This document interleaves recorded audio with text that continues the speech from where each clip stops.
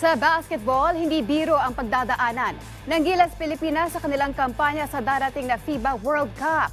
Sa kabila nito, mataas ang tiwala ng dating Gilas center na si John Paul Eram na makakagawa ng ingay ang koponan sa darating na pandaigdigang torneo. Ang mga detalye sa ulat ni Rafael Bandairel.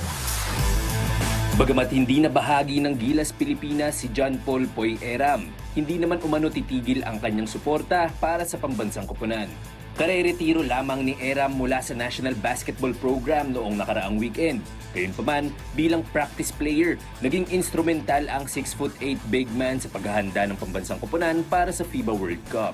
Paglalahad ni Eram, ibang klaseng chemistry ang naitatag ng koponan ngayong taon. Dagdag pa niya, nabuo ito nang lumahok ang Gilas sa isang pocket tournament sa Europa. Nung nag-trip kami sa Lithuania, I know talagang siyempre nakikita ng mga tao na talo kami sa first 2 games namin, first 3 games, ganyan. Yung nakikita ng mga tao, pero di nila nakikita yung bonding namin sa team. Big factor yun siyempre when it comes to presenting the country, di ba? Lalo na pagdating sa court, di ba?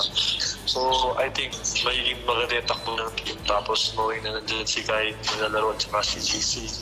Konting na lang yan, konting parang improvement, konting tweak na lang ni Coach Shot. And then, I'm sure magiging successful naman yung team.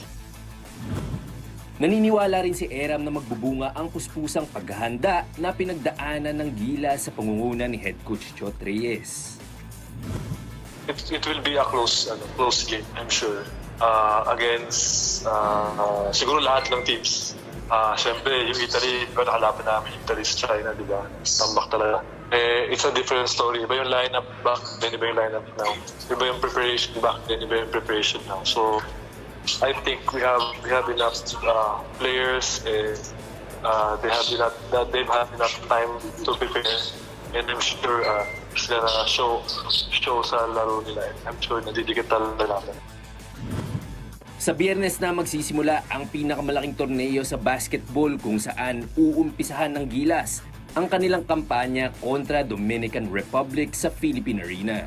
Susundan naman niya ng isang match-up laban sa Angola sa Linggo, August 27 at isang laro kontra sa Italy sa Martes, August 29. Gaganapin ang mga nasabing laro sa Smart Araneta Coliseum. Rafael Bandairel, PTV Sports.